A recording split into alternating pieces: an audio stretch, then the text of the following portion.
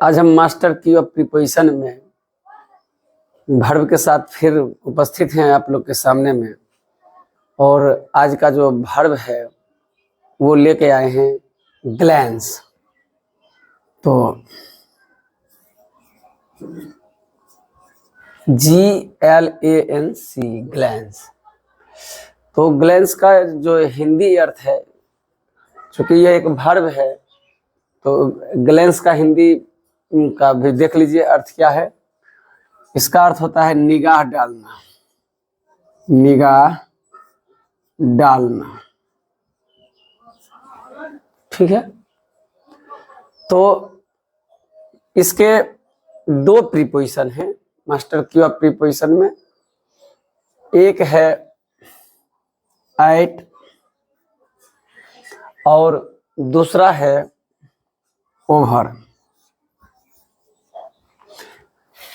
तो हमने यहां दर्शा दिया है कि ग्लैंस का दो प्रीपोजिशन, एक एट और एक ओवर। अब दोनों का मीनिंग क्या है, मतलब अर्थ क्या है, अर्थानुसार लगेगा, भावानुसार, मतलब उसका जो भाव क्या कहता है उसका भी मीनिंग देख लीजिए। कह रहा है यहाँ पर कि अ बुक। जब हम किताब पर निगाह डालेंगे या किताब पर निगाह रखते हैं उस सेंस में हम एट का प्रयोग करेंगे। ओवर, ओवर का भी सेंस देख लीजिए, मीनिंग क्या निकलता है। तो अ लेटर। तो ग्रामर जो बोल रहा है आपसे कि मास्टर की ऑफ प्रीपोजिशन में इसके लिए जो डाला गया है प्रीपोजिशन ग्लैंस के लिए, वो दो प्रीपोजिशन है, एक है एट और एक है ओवर। तो ओवर कब करेंगे और एट कब करेंगे ये अब भली भांति आप समझ गए होंगे।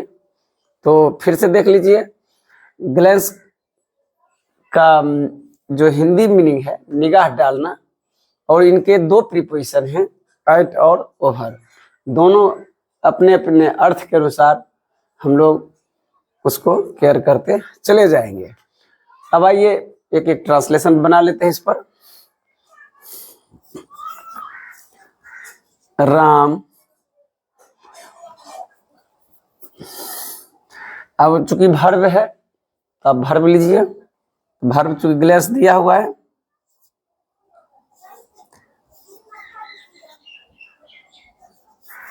तो राम ग्लैंस, इसमें एस अथवा यस लगेगा, चूंकि थर्ड पर्सन के सिंगुलर नंबर है तो उसकी क्रिया के साथ एस अथवा यस लगता ही है।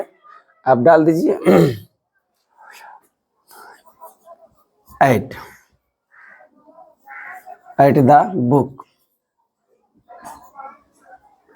किसी खास किताब की बात हो रही है कि राम जो किताब पर निगाह रखता है, और दा के संदर्भ में आप क्लियर कर लीजिएगा, क्योंकि दा जब लग जाए तो किसी खास किताब की बात हो रही है।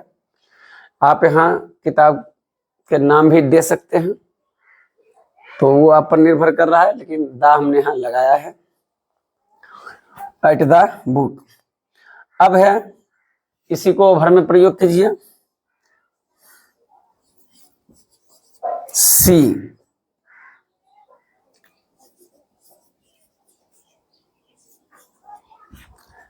सी ग्लैंस है।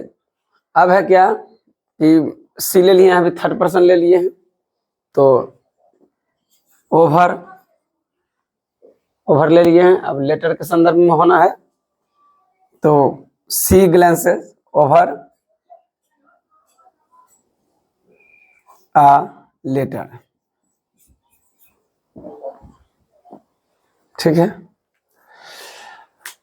तो इसमें और कर सकते हैं।